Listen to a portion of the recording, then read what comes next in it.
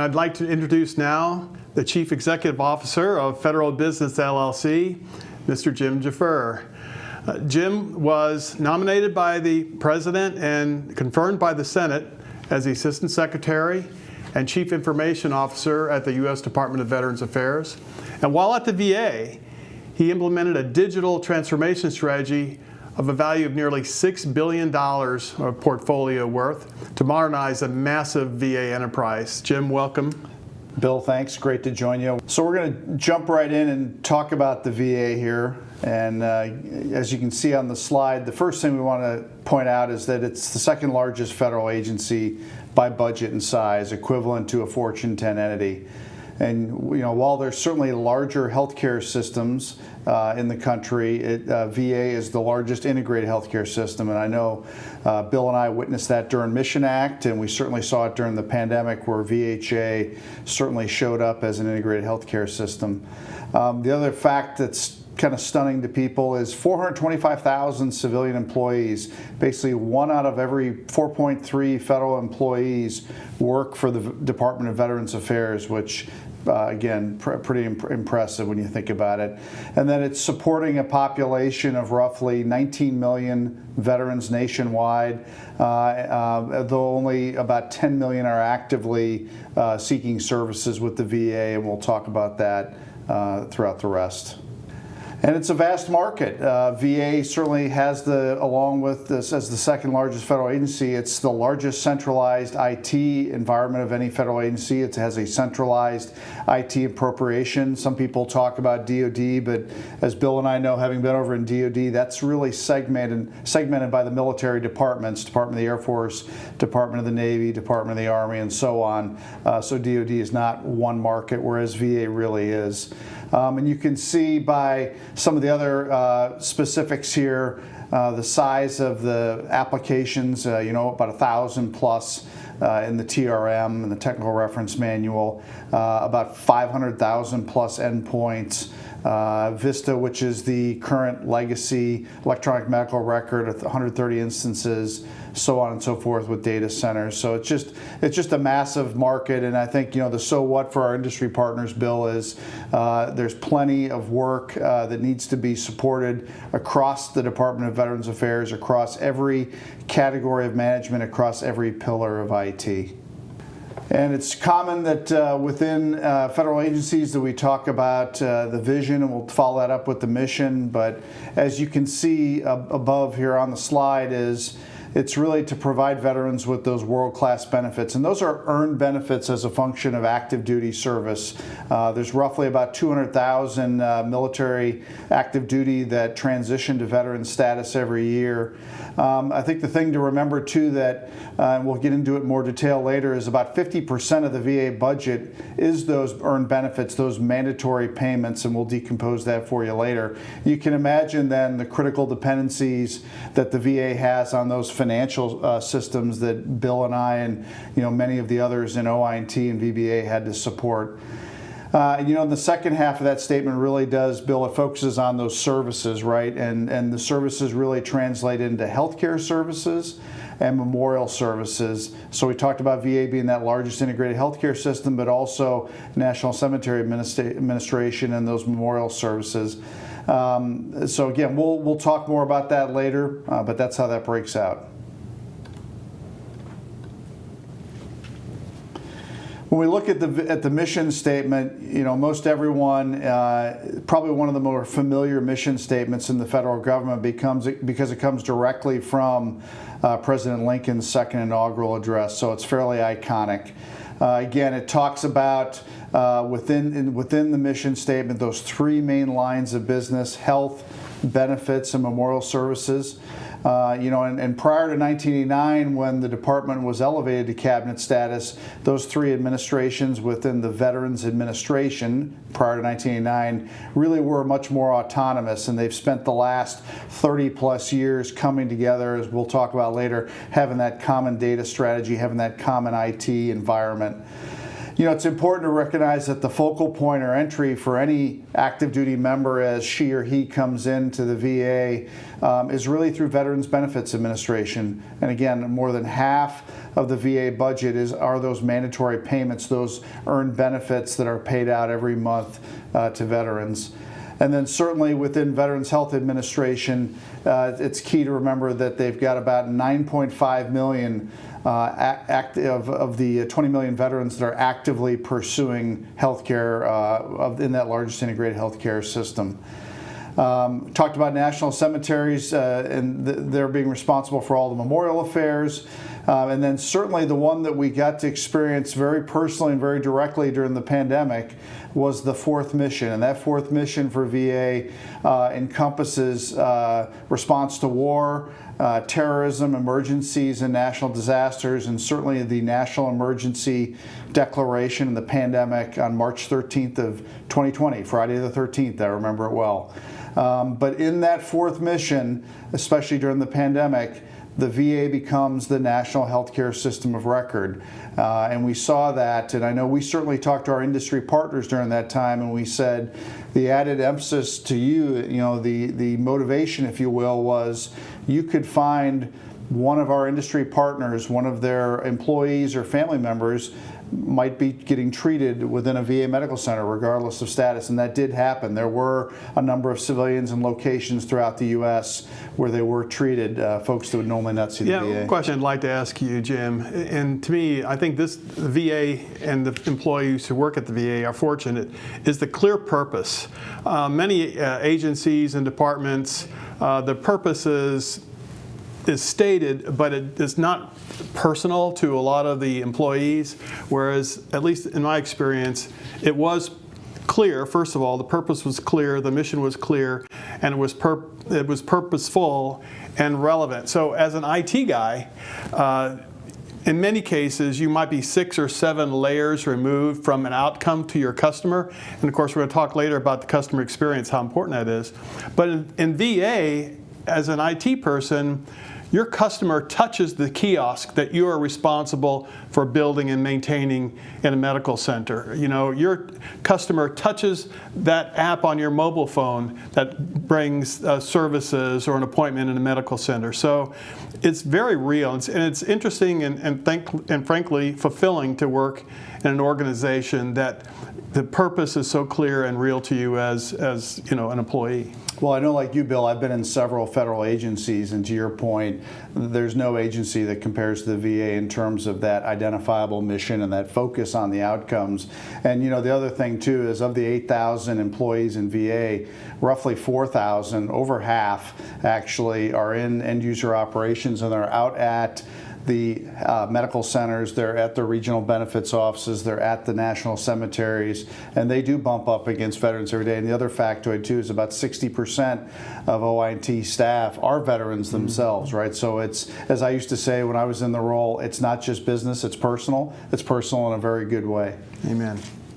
When we talk about how the agency defines its mission and really operationalizes its vision, well, we have to start with the President's management agenda. And with the current administration, and it's starting off in the past year, it's time for an updated management agenda. So you see here the 3 components of the Biden administration centered on 1, workforce, 2, customer experience, and 3, the business of government. And we saw that recently, that in December there was even an executive order that focused on customer experience and the business of government. So we'll decompose that a bit more on the next slide. But what's important to understand about the President's management agenda is it's supervised and implemented on behalf of the Executive Office of the President and by the Office of Management and Budget via the President's Management Council.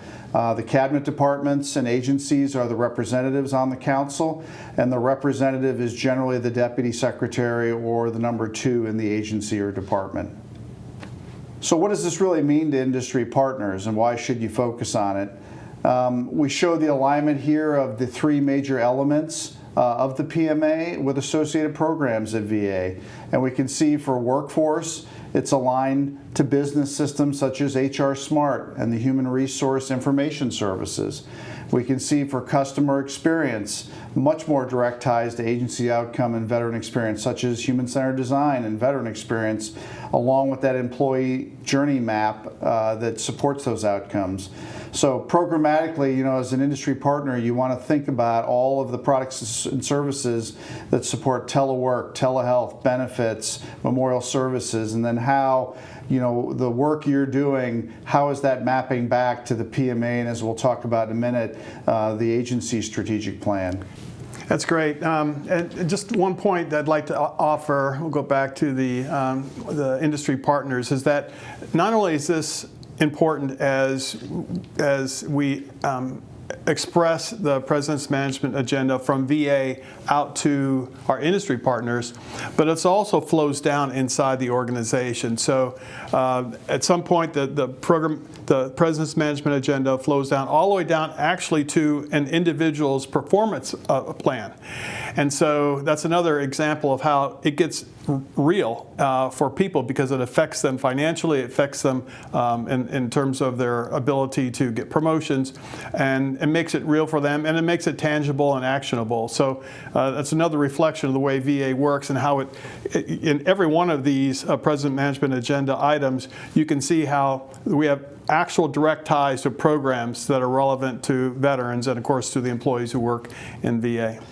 Well, and of course, not last or least, but the business of government too, and probably the thing that gets the most attention, and we'll touch on it in more in depth later, is those major business system modernization programs. And by the way, notice I say business systems. They are not IT programs. They are financial management business transformation, and the business owner is the chief financial officer. They are DMLS, the Defense Medical Logistics Standard Support. The business owner is VHA, Electronic Health Record Modernization. The business owner is the Principal Executive Director for Electronic Health Records. So there certainly are IT components, but these are business and mission systems that are the responsibility of business owners. So said. Mm-hmm. Yeah. So again, bringing it back down further into the agency, we see here that the PMA is nested and designed to support the agency strategic plan. And one of the things that is still the case is that the agency plan is a holdover from the previous administration. We expect that that's going to be updated within the next year or so. But you can see the major programs listed on the left. They continue in terms of the priority. Mission Act and others. Business transformation covers the major programs. We touched on those just a minute ago and spelled them out.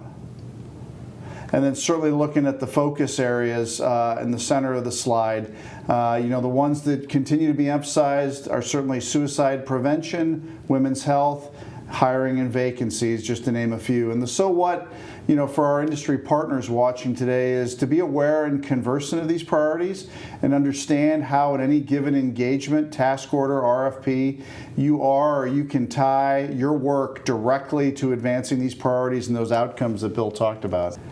And here are the current administration's budget priorities. And again, we talked about that their strategic plan is in the works, and we'll probably see evidence of that later this year or early next year, which is normal. It has a renewed focus on women and minority veterans. If you want to read more about those, there are actual formal offices, the Center for Women's Veterans and the Center for Minority Veterans, that advocate for those issues. So they're certainly going to get additional attention, and one would expect resources. Also, continued focus on homelessness. I think recently I know folks from VA were going out to do the PIT count, the point in time, out in the major cities. Suicide prevention is always top of mind, as well as caregivers. I talked to one of the folks in VHA here recently and said applications are coming in at an unprecedented rate for caregivers as that eligibility extends to some different populations. And again, the so what for our industry partners is you want to make sure you're aware of these programs and how the work you're doing in any particular engagement, or as you respond to a request for proposal, that you tie it into those agency priority goals and the PMA. Let's talk a little bit about eye care. And again, the history of eye care really goes back to the early 2000s. I believe it was Secretary Shinseki and his team that started that. And you see the meaning of it there in terms of the words. But it's really more than just a motto and a chain of words, as you can read here.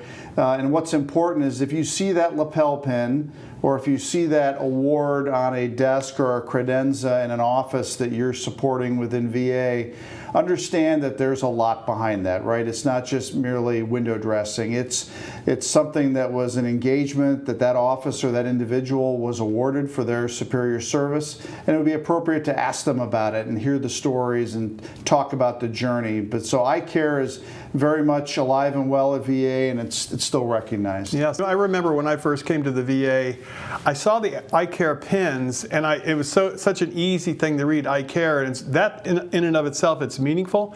But what I really didn't understand was first of all, the integrity, commitment, advocacy, respect, and excellence, what they stood for, and nor did I really fully understand what it took to get a pin, and much less what to get an award. This is really meaningful, and I urge our industry partners and our government folks that are listening in to offer up your respect and your recognition for the folks who are wearing the pin, and when you see it and you understand what it means. It's important. Next, we want to talk a little bit about the total VA appropriation, and we'll get into this in greater detail later, but just a quick overview in very macro terms to the budget.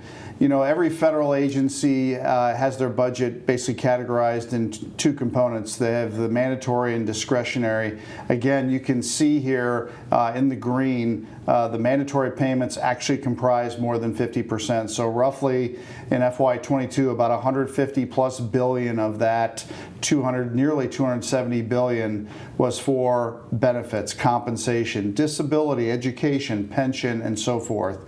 And talk about things that can keep you awake at night. I remember, and I think Bill does too, the financial accounting system would transact, roughly about $12+ billion in payments that would go through that legacy mainframe batch job every month. And there were a few times where that job had some challenges, right? And if you want to talk about negatively impacting veterans and survivors and caregivers, it would be if that job would not fully execute. So a lot of modernization challenges around those financial accounting systems. Roughly about 120 billion of the remaining is what we call discretionary. And again, we're going to get into more detail later as to how that breaks down. So if you look over on the left-hand side of this slide, just some further decomposition. First off, the department has about $32 billion in outsourced spend every year in terms of services and products. That's all the way from bandages and scalpels to paper to you name it. Everything across every category of supply, every category of IT management. For OI&T, with its $5 billion spend, about $2 billion, a little less than half, is in that category of outsourced or industry partner spend, all the way from coding to security across every pillar of information technology. In the center, we've got some demographic information on the veteran population to show what that budget is supporting. The one to highlight again is that growing women's veterans population, which is 10+% and going higher. And that's a good news story because our women veterans, our female active duty members are feeling more and more at home in the VA. That hasn't always been the case. And they're coming in and the VA is responding by making sure they have access to the services for our women veterans. And finally, we look at the very bottom, decomposed by administration, by general operating expense, which is the overall department kind of catch-all, and then the OIT appropriation. And note that OIT is the third largest of the VA budget and struggling to support VA in a lot of ways. On this slide here, we wanted to just give industry partners and folks a quick overview, since we understand that a lot of you sell and do at the local and at the network level. Just give you a feel for how VHA is organized. And by the way, VBA and NCA, we could put their slides up too to show their districts and their regions. 85% of VA's business, probably the one that's the most intensive in terms of that outsourced spend is really to VHA. So, one of the things to point out when you look across the continental United States, Alaska, Hawaii, and Guam, you can see we're even over in the Philippines with offices. Is how those networks are broken out, and I point out to people that due to some recent consolidations of the VISNs, there is a VISN 23, but there are not 23 VISNs. There are only 18. So just something to keep in mind. One other point, just about this. What's important about this map? The services and the IT spans from Maine to the Philippines, from Alaska to Florida. And that's a huge, crosses so many time zones. So that creates IT challenges. And it also, when you say the word enterprise in VA, I always used to say, whenever you use the word enterprise in front of anything that VA does, you're going to find a lot of money in savings. It's hard to do, but that enterprise is massive, and it's not to be understated, but it has to be understood. And I think also because, as you mentioned, a lot of the sales are happening locally, and I think that bodes opportunity for industry partners as well. But I think it's important that you understand the breadth of the VA enterprise and what that means financially, what that means culturally, organizationally, and also from an opportunity perspective for our industry partners. Well, I think it's important too, Bill, like I know you were involved with some of the RPA work around medical billing, that you have to pilot it at a network or at a facility level. It's not like you can go enterprise right away. So there's a lot of kind of back and forth in terms of how those sales are done into the system. It also shows how important it is to operate at the enterprise level. Once we put an enterprise trouble ticketing system in, for example, when we have an error or a problem in Washington, the state of Washington, and a similar problem in the state of Florida, now we can correlate what's going on. Same thing for cybersecurity. It's not just happens locally. If there's a door open locally, that means there's a door open enterprise-wide. Yes. So just recognize the importance of the enterprise. A risk to one is a risk to all. Exactly.